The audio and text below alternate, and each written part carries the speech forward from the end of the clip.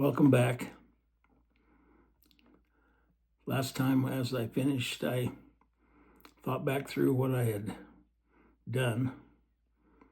I recorded the entirety of Moroni chapter 7. And the reason I did that was because I wanted there to be a reference point for that particular section of Scripture, because it's at the core, the foundation of what I have come to understand charity to be. Now that chapter actually had the word charity in it several times, but the one I'm going to read to you tonight is just as foundational, but it's not going to have the word charity in it. And the reason I say it's foundational is because I'm about to go into some understandings that I have gained over all these years that I've studied about charity. Remember, it said in that chapter 7 of Moroni that it never faileth. It's an intriguing thing to me. It will never fail, and it's the only thing that will never fail. And it's for that reason that I've concluded and put my efforts into studying a single word, charity. Well, tonight I'm going to read 1 Nephi chapter 8. And it's about Lehi's dream.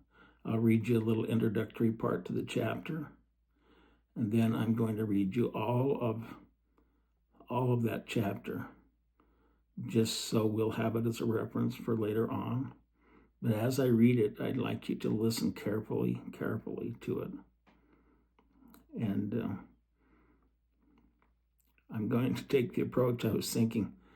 I'm taking the approach with this kind of like my dad took when he put the foundation walls to his house that he found up a canyon when he first got married during the Depression years. Drug it down and put it on the foundation, and it was quite a few miles that they had to drag it. But he put it on the foundation and then dug the basement out from under it and put the flooring in and all of that. And that's kind of what I'm doing with charity. I'm putting these foundation walls down so that I can have something to land on later. And when I looked into the camera tonight and I said my little prayer like I do to ask the Lord to guide my thoughts, and also to have him guide your thoughts as you hear these things, that my weaknesses might not be a disadvantage to you, because I am convinced, and I don't know how strongly I can say this, you're going to have to trust me on this one, because it's impossible for me to do all this just at one sitting, especially if you're not knowing where you at in your understanding of things. So I'm taking a segmented approach, but at the same time, I realize that if I do that, it's going to require you to roll up your sleeves and clear your head, shut off the TV and the chatter and the noise and the music, and find yourself some refreshment or whatever it takes to keep you alert, and then put a study into this of your own. I'm convinced that the Lord wants us to do it that way, and he designs it for that purpose. The scriptures say to ask, seek, and knock. Ask, and it shall be given unto you. Seek, and you, or ask, and how's it say it? Ask, and it shall be given. Seek, and you shall find. Knock, and it shall be opened unto you. Well, it doesn't just say, listen, and somebody will tell you all about it. So if you're taking that approach, you're not going to get what you need to out of this, and it's not going to be that meaningful to you, and that's not what I want. I want it to be meaningful to you. And I'm doing everything I can. But when I looked into the camera tonight and I said that little prayer, I thought, ooh, I took a kind of a sigh at the end of the prayer, knowing full well that I'm going to be kind of walking a tightrope through the gauntlet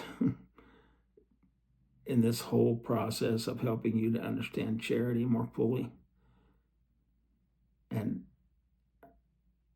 make it bless your life. When I say make it bless your life, help you let it bless your life is the better way to say that. I believe, and I've got something to base that belief on. I could even testify of it, that I have discovered the key as to why charity never faileth, and the key to why it is so important, and the key to answer those basic questions about who you are, why you're here, where you're going, and how you should get there. And it's all scripturally supported. It's supported by the prophets, present day and old day prophets. And it's supported by the whisperings of the Spirit, most importantly, to your mind and heart.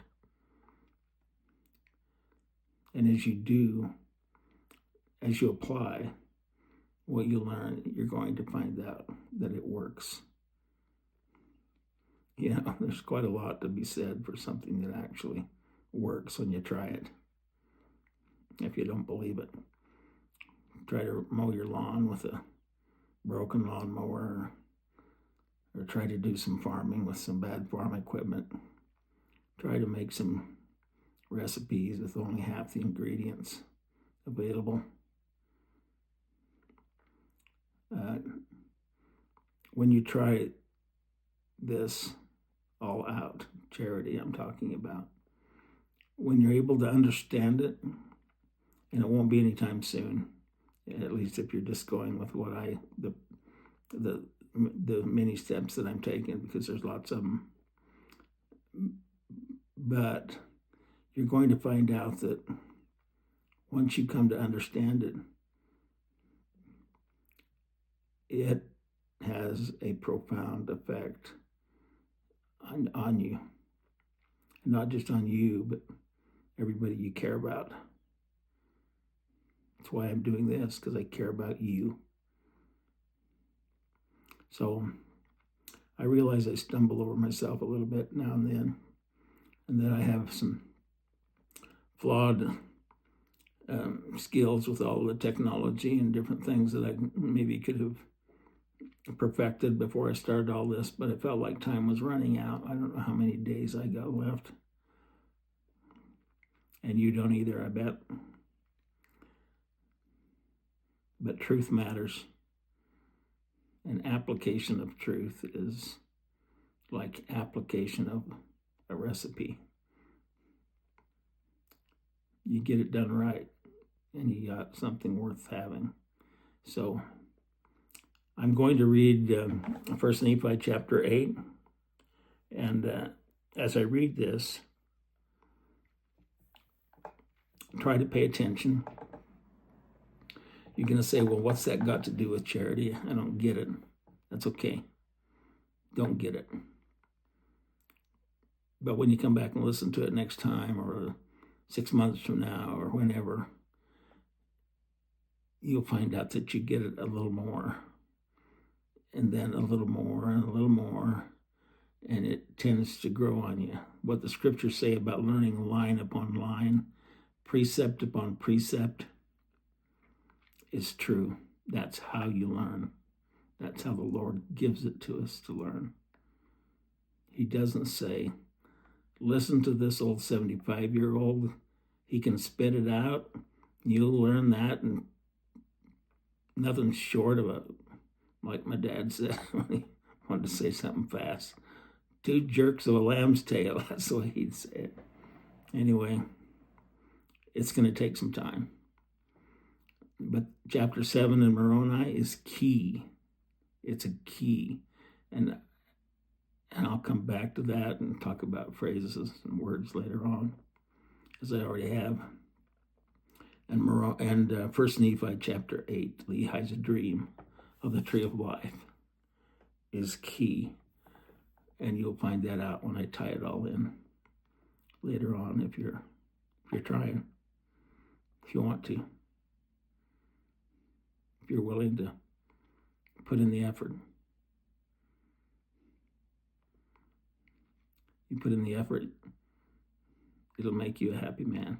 I guarantee it. Okay, here we go. Chapter 8 of First Nephi. The little introductory part at the beginning here. Lehi sees a vision of the tree of life. He partakes of its fruits and desires his family to do likewise. He sees a rod of iron, a straight and narrow path, and the mists of darkness that enshroud men. His children, wife Sariah, and their children Sam and Nephi partake of the fruit, but Laman and Lemuel refuse. And it dates this at somewhere between 600 BC and 592 BC. It's a long time ago to keep a record for you, for us, because it's got some messaging on it that we need all these years later. Here we go. And it came to pass that we had gathered together all manner of seeds of every kind, both of grain and every kind, and also of seeds of fruit of every kind. And it came to pass that while my father tarried in the wilderness, he spake unto us, saying, Behold, I have dreamed a dream. Or in other words, I have seen a vision. And behold, because of the thing which I have seen, I have reason to rejoice in the Lord because of Nephi and also Sam. For I have reason to suppose that they and also many of their seed will be saved. But behold, Laman and Lemuel I fear exceedingly because of you. For behold, methought I saw in my dream a dark and dreary wilderness. And it came to pass that I saw a man, and he was dressed in a white robe, and he came and stood before me. And it came to pass that he spake unto me, and bade me follow him. And it came to pass that I followed him. And I beheld myself that I was in the dark and dreary wilderness. And after I had traveled for the space of many hours in the darkness, I began to pray unto the Lord that he would have mercy on me, according to the multitude of his tender mercies. And it came to pass that I prayed unto the Lord and beheld a large and spacious field. And it came to pass that I beheld a tree whose fruit was desirable to make one happy. And it came to pass that I did go forth and partake of the fruit thereof, and I beheld that it was most sweet above all that I have ever tasted. Yea, I beheld that the fruit thereof was white, to exceed all the whiteness that I had ever seen. And as I partook of the fruit thereof, it filled my soul with exceeding great joy. Wherefore, I began to be desirous that my family should partake of it also, for I knew that it was desirable above all other fruit. And as I cast my eyes round about, that perhaps I might discover my family also, I beheld a river of water, and it ran along, and it was near the tree of which I was partaking the fruit. And I looked to behold from whence it came, and I saw the head thereof a little way off. And at the head thereof I beheld your mother Sarai, and Sam, and Nephi. And they stood as if they knew not whither they should go. And it came to pass that I beckoned unto them. And I also did say unto them with a loud voice that they should come unto me and partake of the fruit which was desirable above all fruit. And it came to pass that I was desirous that Laman and Lemuel should come and partake of the fruit also. Wherefore I cast mine eyes toward the head of the river, that perhaps I might see them. And it came to pass that I saw them, but they would not come unto me and partake of the fruit. And I beheld a rod of iron, and it extended along the bank of the river, and led to the tree by which I stood. And I also beheld a straight and narrow path, which came along by the rod of iron, even to the tree by which I stood, and it also led by the head of the fountain unto a large and spacious field, as if it had been a world. And I saw numberless courses of people, many of whom were pressing forward that they might obtain the path which led unto the tree by which I stood. And it came to pass that they did come forth and commence in the path which led to the tree. And it came to pass that there arose a mist of darkness, yea, even an exceedingly great mist of darkness, insomuch that they who had commenced in the path did lose their way, and they wandered off and were lost. And it came to pass that I beheld others pressing forward.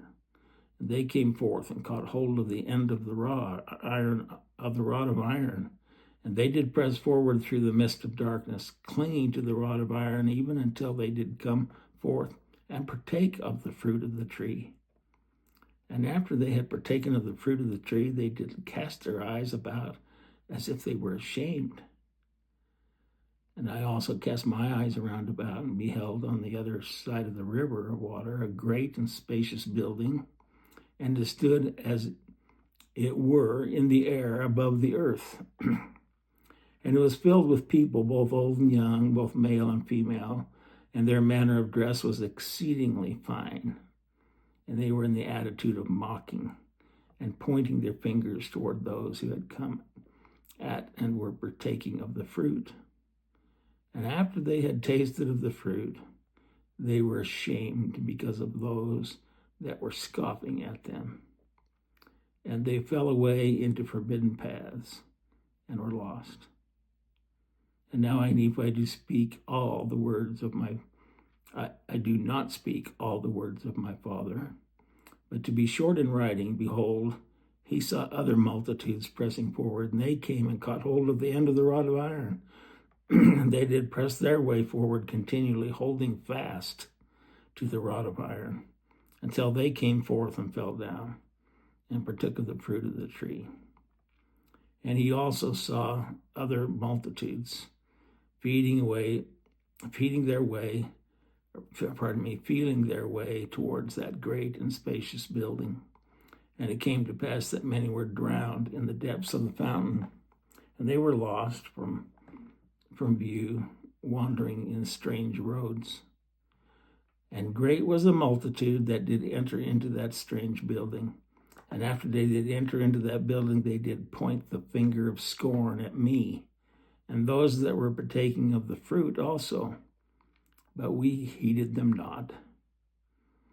These were the words of my father, for as many as heeded them had fallen away.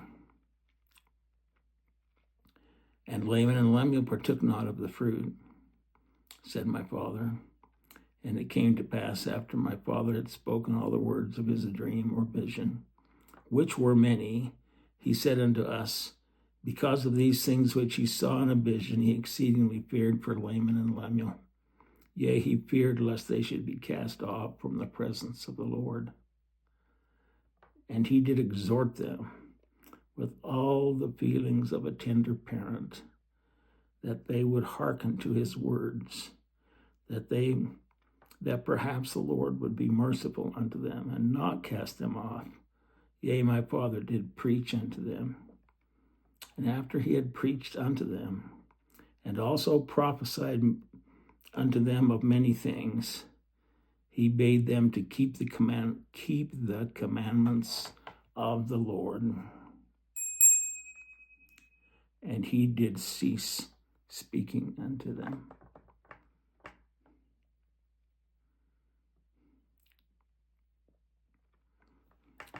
And that's the end of that chapter. At first I said that the Lord wants us to ask, seek, and knock. And it's interesting to me. He says it in that order: ask, seek, and knock. If you take the first letter of each one of those requests or commands to study, A, ask; S, seek; knock; K, A-S-K, knock. So you get a double dose of it.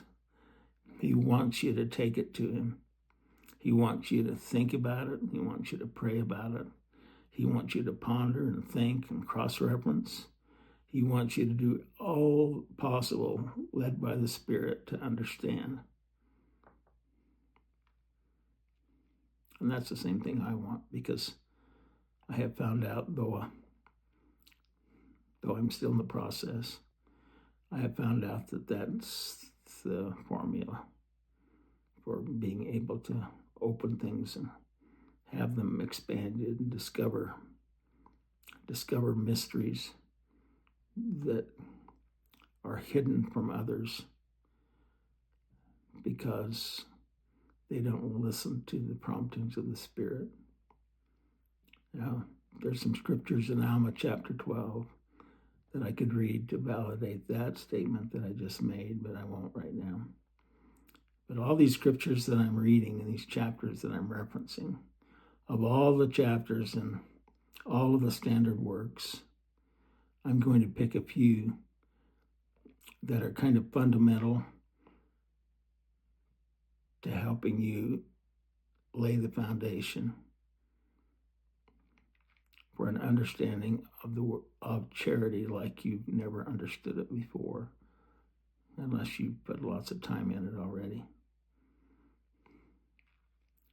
It will never fail you. It's the only thing that will never fail you. Why wouldn't you put the time in to learn what it is and teach it to those you love? Question mark.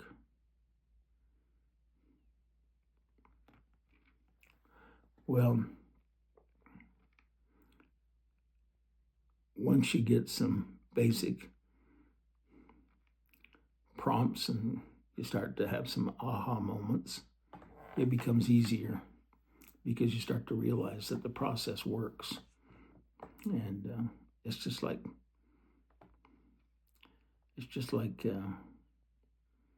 a lot of other things. Once you understand how the process works, then it's a matter of how much time you're willing to put in to the process to have it take you where you want it to take you. And that's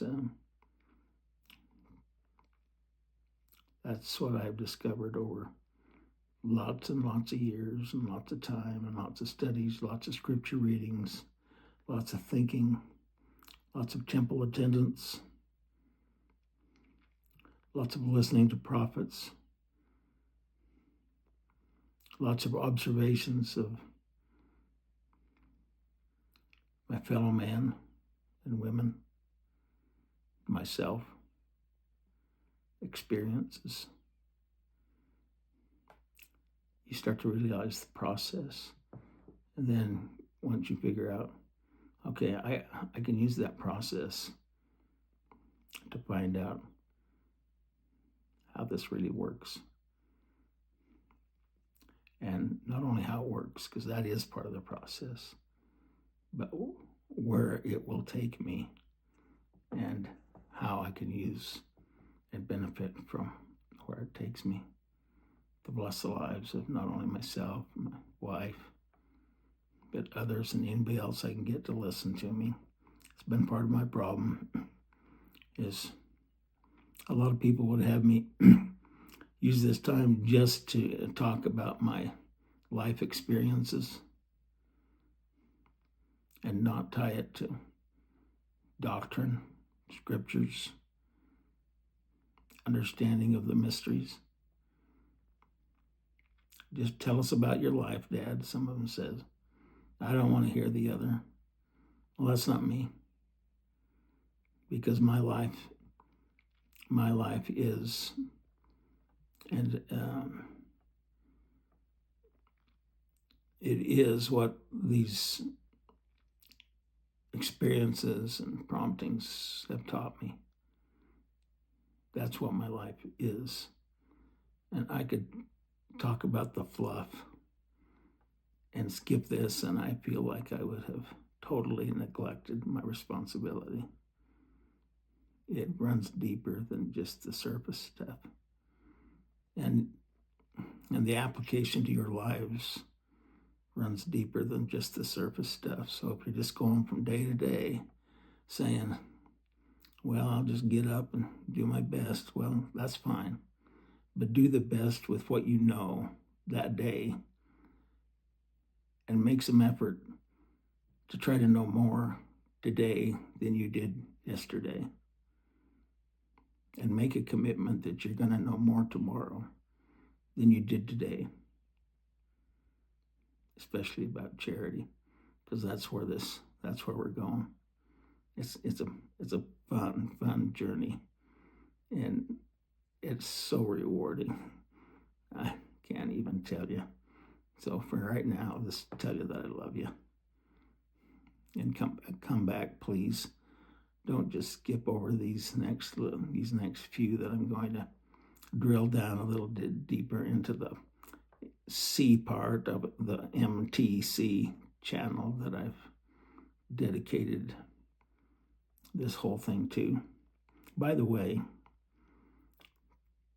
this might be a good time to talk to you about and see if you've actually gone to the MTC, seen that little. If you haven't paid close attention to it, there's a tree there that has 12 manner of fruit on it, 12 white fruit. White fruit. Some stuff we just finished reading about in this chapter. 12 white fruit on that tree. And I'll just say that for now, but pay attention to that. I had a granddaughter help me with it. I'm not sophisticated enough to do that, but I told her what I wanted, and she helped me put 12 white fruit on that tree. And it's the symbol, the front page, I guess you'd say, of this MTC channel. The C part of it. We're going to find out. And what I've read tonight in this channel, or this chapter 8 of 1 Nephi, will help us get there, even if you don't see it right now. Trust me. We're going to add some other things, and then we're going to roll up our sleeves and see where all this takes us. We're still on a journey together, but it's a lovely journey, and it's a loving journey. And I love you. That's why I do this.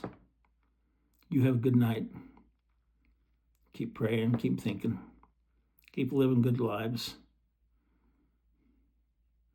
If the Spirit tells you to not do something, for heaven's sakes, don't do it. Good night.